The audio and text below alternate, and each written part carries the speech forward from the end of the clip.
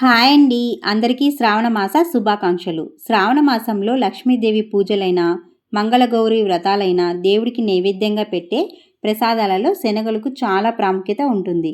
So మరి గుడిలో ఇచ్చే ఆ కమ్మని శనగల ప్రసాదాన్ని ప్రత్యేకంగా మసాలాతో ఇంట్లోనే మెత్తగా ఎంతో రుచిగా ఎలా తయారు చేసుకోవాలో ఈరోజు చూసేద్దామా?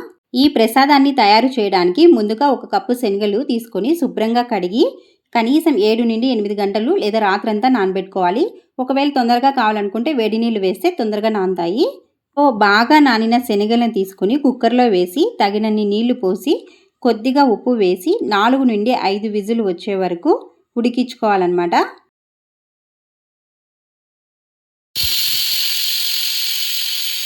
సో ఇలా మీడియం ఫ్లేమ్లోనే 4 విజిల్ వచ్చిన తర్వాత చూడండి, శనగలు ఇలా మెత్తగా ఉడికిపోయినాయి అనమాట. ఇప్పుడు నీళ్ళన్నీ వంపేసి శనగలు ఒక బౌల్లో తీసుకోవాలి. ఇప్పుడు ఒక కడాయి ఉంచుకొని అందులో 2 టేబుల్ స్పూన్ ఆయిల్ వేసుకొని 1 టేబుల్ స్పూను నెయ్యి వేసుకోవాలండి. నెయ్యి వేసుకోవడం వల్ల రుచి చాలా బాగుంటుందన్నమాట. ఇప్పుడు ఇందులోకి కొద్దిగా శనగపప్పు, అలాగే ఆవాలు, జీలకర్ర,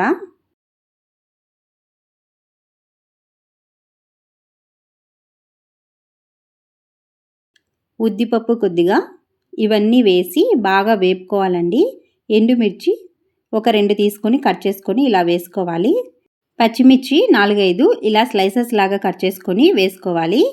ఇవన్నీ బాగా వేపుకోవాలన్నమాట చిటపటలాడే వరకు.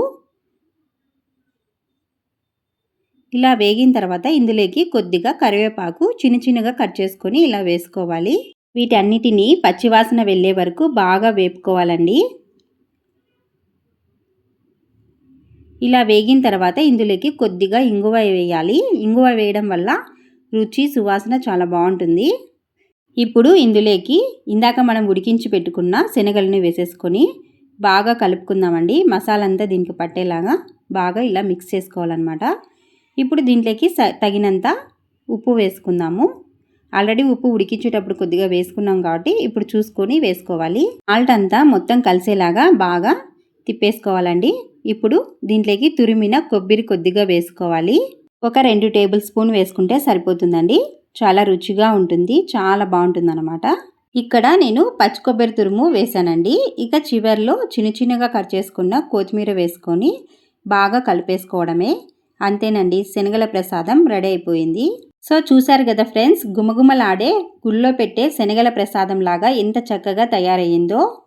మరి ఈ శ్రావణ మాసంలో మీరు కూడా ఈ పర్ఫెక్ట్ గుడి స్టైలు శనగల ప్రసాదాన్ని ఇంట్లో తప్పకుండా ట్రై చేయండి.